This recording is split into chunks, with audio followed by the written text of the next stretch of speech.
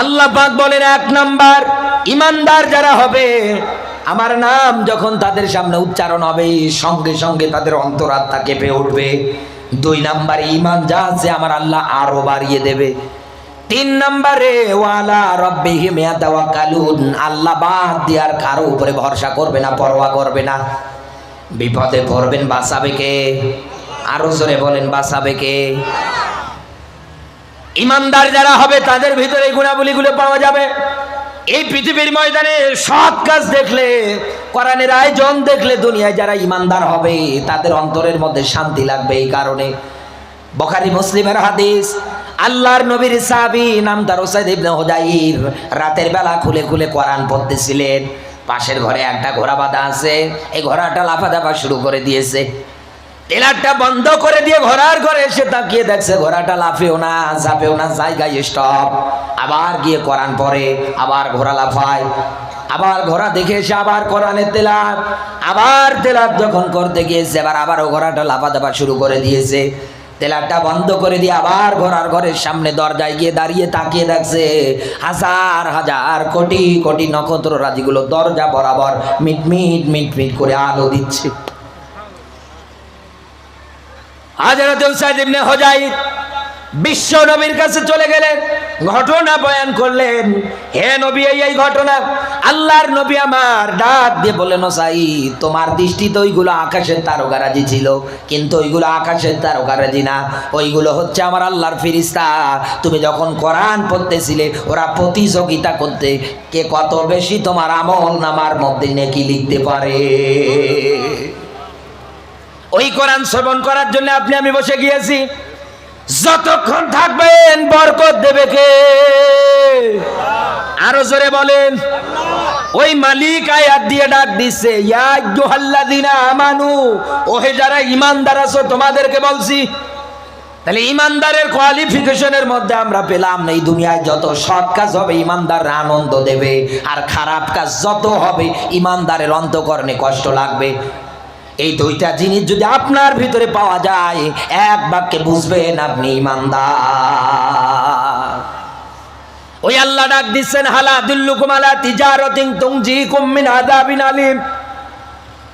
এই দুনিয়ার ময়দানে বন্ধু যেমন বন্ধুকে ডাক দিয়ে বলে, এ শোন, আগামীতে পরীক্ষা হবে, আমরা ক্লাস 8-এ পড়াশোনা করছি, এর যে একটা বোর্ড পরীক্ষা আছে, জেডিসি পরীক্ষা আছে, এটা দেওয়ার লাগবে আমাদের, এই জন্য পড়াশোনা করা দরকার। এক বন্ধু আরেক বন্ধুকে এই কারণেই বলতেছে যাতে করে পরীক্ষার মধ্যে পড়াশোনা করে গেলে ভালো মানের একটা রেজাল্ট পাওয়া যায়। এক কথা বলেন না কেন? ভালো একটা যাতে রেজাল্ট হয়ে যায়। মুর্শিদাবাদবাসী আমার আল্লাহ পাক বলেন, এ বান্দা আমিও তো তোর বন্ধু। ইন্নামা ওয়ালিয়ুকুমুল্লাহ, আল্লাহ পাক বলেন আমি এই পৃথিবীর ময়দানে তোমাদের অভিভাবক, তোমাদের বন্ধু। মালিকের কাছে আপনি যা খুলে বলতে পারবেন, আপনার মায়ের কাছে বলতে পারবেন না, আপনার ভাইয়ের কাছে বলতে পারবেন না, আপনার বাবার কাছে বলতে পারবেন না। এই কথা বলেন না কেন? মালিকের কাছে গোপন যত অপরাধ আছে সব খুলে খুলে বলতে পারবেন, কারণ তিনি আমাদের বন্ধু। ওই বন্ধু প্রশ্নপত্র ফাঁস করে দিয়ে ডাক দিয়ে বলতেছে, এ বান্দা শোন, এই দুনিয়ার ময়দানে তোকে আমি ব্যবসার সন্ধান দিলাম, আর আমার এই ব্যবসার মধ্যে যদি আবদ্ধ হতে পারো, আমি আল্লাহ পাক তোমাকে বলছি তুনজিকুম মিন আযাবিন আলিম, আমি আল্লাহ তোকে জাহান্নামের আগুন থেকে বাঁচাবো। জাহান্নাম বানিয়েছে কে?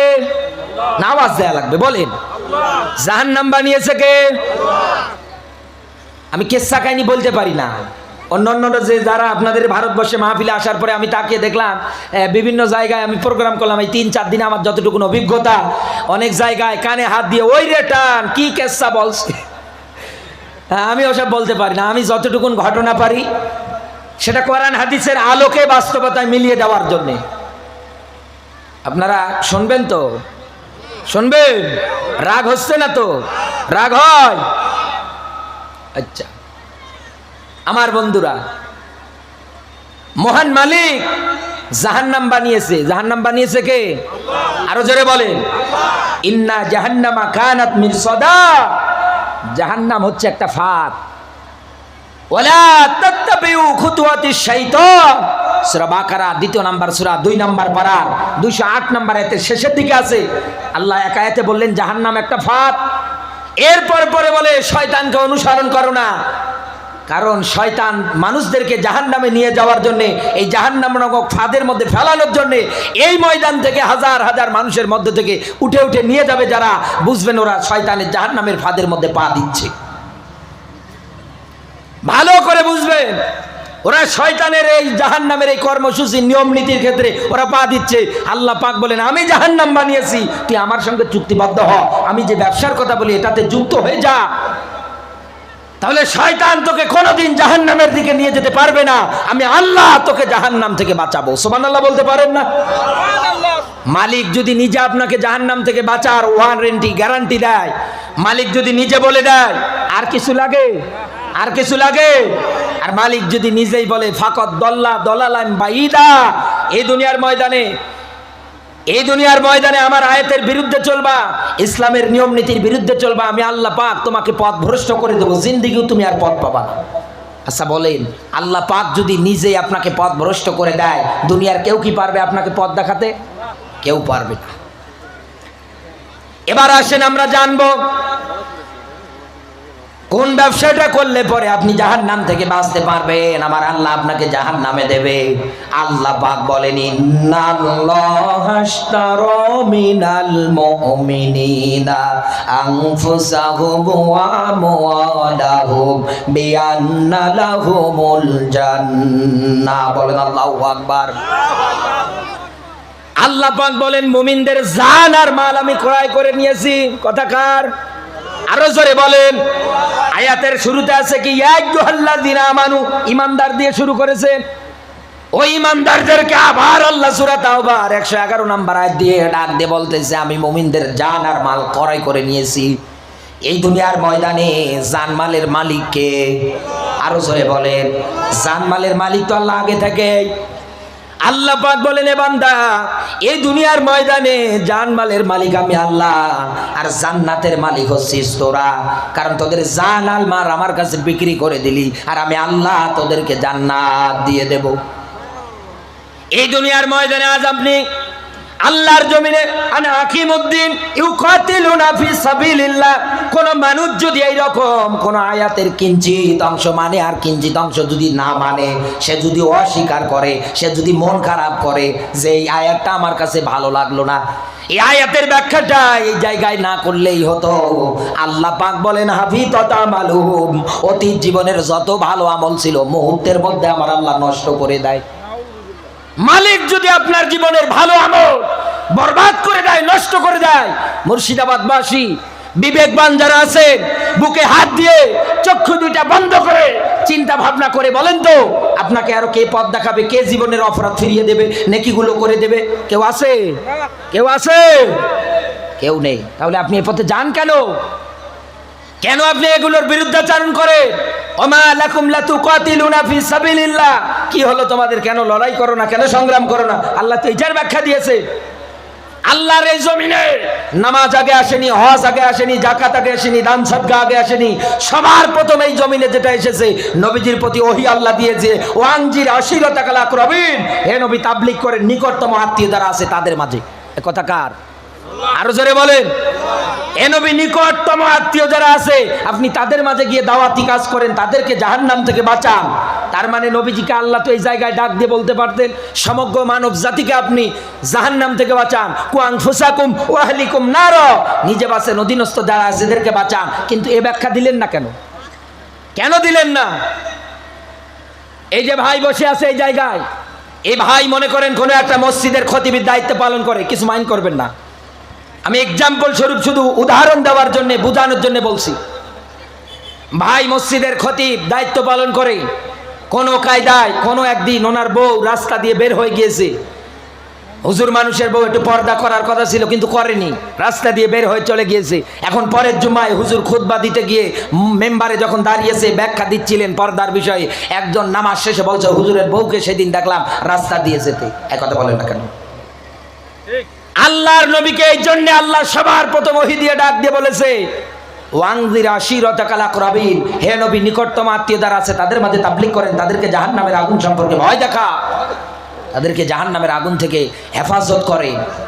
কিভাবে করবে? আন আকিমুদ্দিন, দিনটা কায়েম করার মাধ্যমে, প্রতিষ্ঠিত করার মাধ্যমে। আমার বন্ধুরা, সূরা শুআরার 214 নম্বর আয়াত পড়ার পরে আমার ব্রেন বুদ্ধি যতটুকুন কাজ করছে, আল্লাহর নবী আমার দ্বীনের দাওয়াতের এই ব্যাখ্যা প্রচারণা যখন এই নিকটতম আত্মীয়দের মাঝে করতে গিয়েছেন, নবীজি আমার নিজে সাফা পাহাড়ের পাদদেশে যখন দাঁড় হয়ে গেলেন। কারণ জাতিকে তো দ্বীন ইসলাম বোঝাতে হবে, নিকটতম যারা আছে তাদের মাঝে দ্বীনের দাওয়াত তো পৌঁছে দেওয়া লাগবে, তাদেরকে তো জাহান্নামের আগুন থেকে বাঁচানো লাগবে। আল্লাহর নবী আমার সাফা পাহাড়ের পাদদেশে যখন উঠলেন, ওঠার পরে আল্লাহর নবী আমার লাল কাপড় উড়ালেন। এই লাল কাপড় যখন উড়িয়ে দিয়েছে, কাফের বেঈমানেরা একটার পর একটা এসে হাজির হয়ে যাচ্ছে, সবাই নবীজির দিকে দৃষ্টি দিয়ে তাকিয়ে আছে।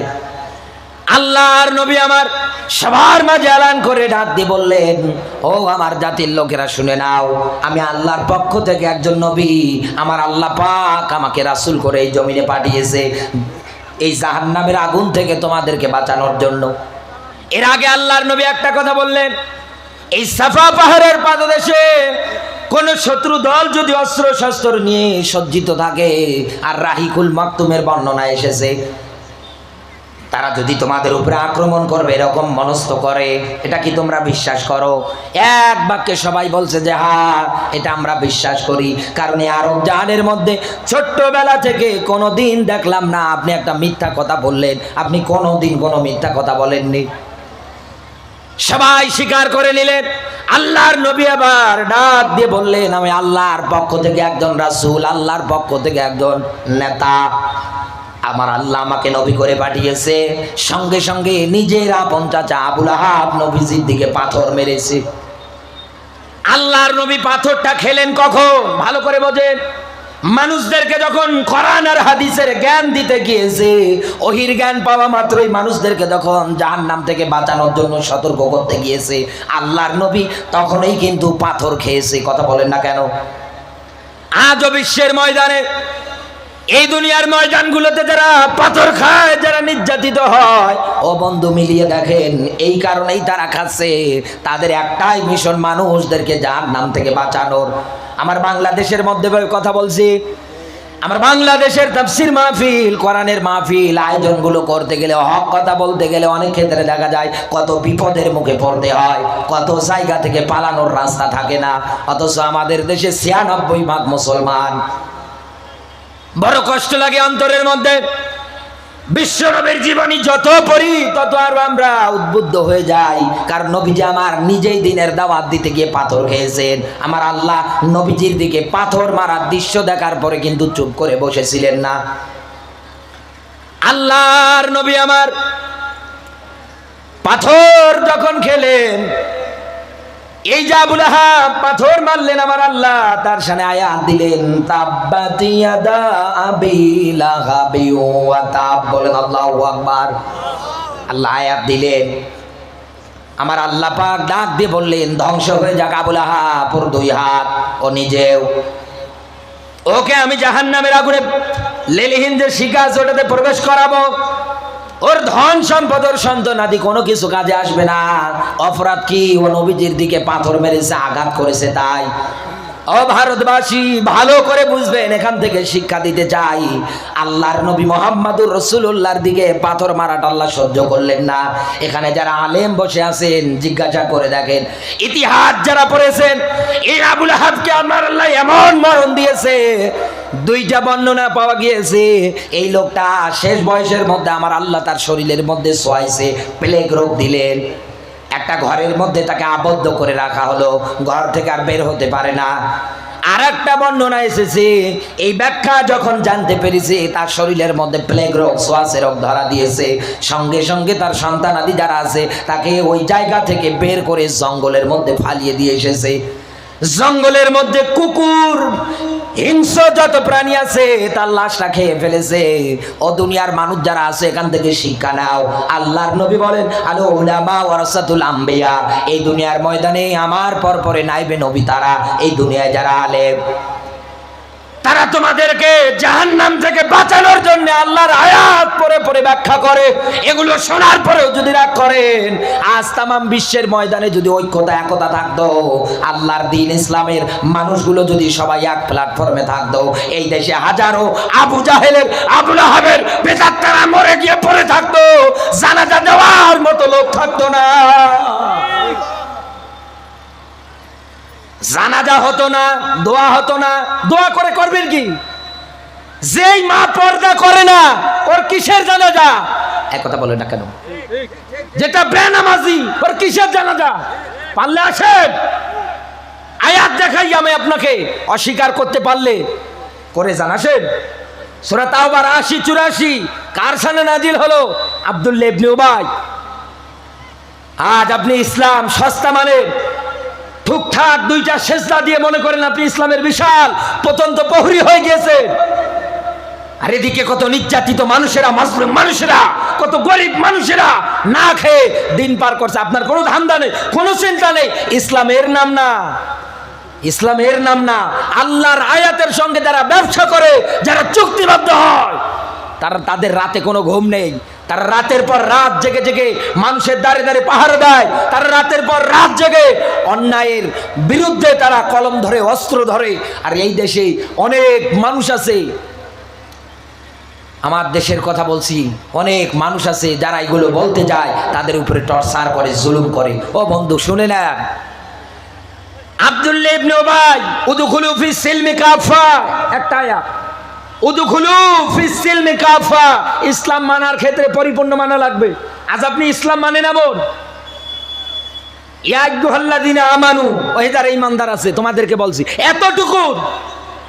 এর পরের অংশ কি? কু আনফুসাকুম ওয়া আহলিকুম নার, নিজে বাঁচো, নিজের বউটাকে জাহান্নাম থেকে বাঁচাও, নিজে বাঁচো, নিজের স্ত্রী সন্তান যারা আছে তাদেরকে জাহান্নাম থেকে বাঁচাও। এই ফতোয়া যখন দিতে যায়, তখন অনেক লোক আছে এই ভারতবর্ষের মধ্যে, অনেক লোক বলবে, হুজুর আর ওয়াজ খুঁজে পান না, আমার মেয়ে আমার বউ বেপরদায় চলবে, তো আপনার বাপের কি? এক কথা বলেন।